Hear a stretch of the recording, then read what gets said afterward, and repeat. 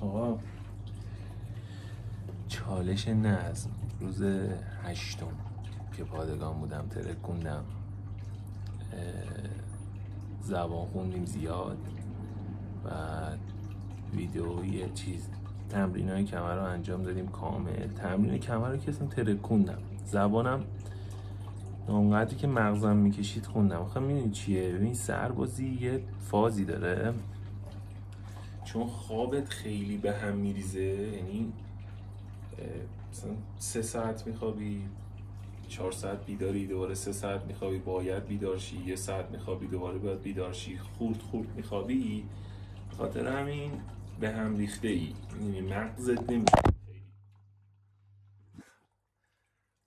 نمیکشه خیلی زبان بخونی. خب درس خوندن یه مقدار زیادی سخته، خب ولی با همه اینا باز خوب زبان خوندم، خوب فوتبال کردیم.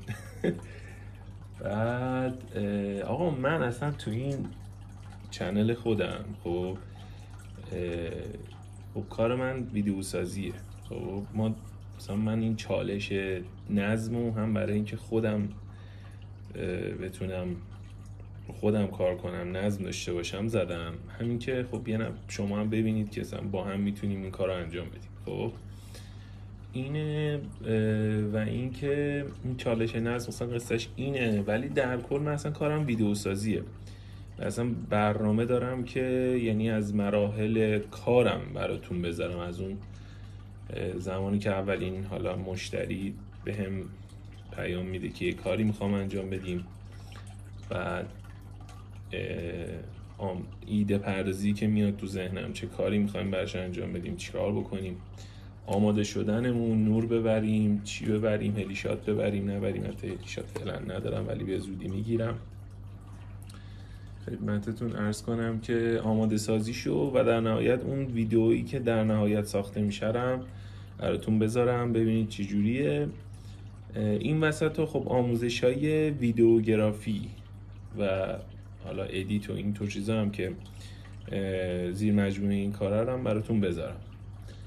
بعد یعنی با هم دیگه میریم چی میگن ویدیو سازی انجام میدیم.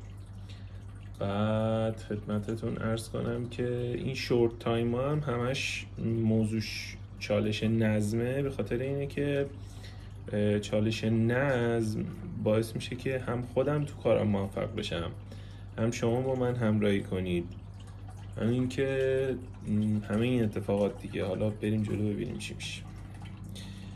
بعد راستی خیلی ممنونم سابسکرایب هم میکنید. من خیلی یوتیوبر و اینطور چیزا نیستم، خیلی بلد نیستم، ولی دارم سعیمو میکنم.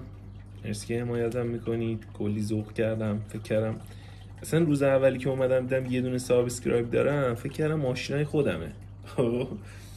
بعد زیاد جلوتر پیش رفت دیدم نه، آشنا خودم نیست. بعد رفت جلوتر دیدم شد 3 تا. گفتم دیگه 3 تا دیگه 3 نفر دیگه نمیدونن من یوتیوب دارم کار میکنم. بعد اون روزی که براتون تشکر گذاشتم یهو یعنی ذوق کرده بودم، رفتم پادگان 24 ساعت اونجا بودم، اومدم بیرون یهو دیدم 8 شده، یعنی 2 برابر بیشتر. خیلی حال کردم، دمتون گرم. ای والله بریم جلو. حالا اگرم مثلا میگم ما نتونستیم مانات های زنم چی از نظر یوتیوب نشدیم و ازش پول نبردیم، حداقلش اینه که رفیق خوب پیدا میکنیم، با هم منظم‌تر میشیم، سعیمون میکنیم به اون چیزی که دوست داریم برسیم و ما تلاشمون رو میکنیم. نتیجه چی بشه حالا دیگه ما اینقدر سطح هوشمون میرسید دیگه، اینقدر بلد بودیم. بریم ببینیم چی میشه.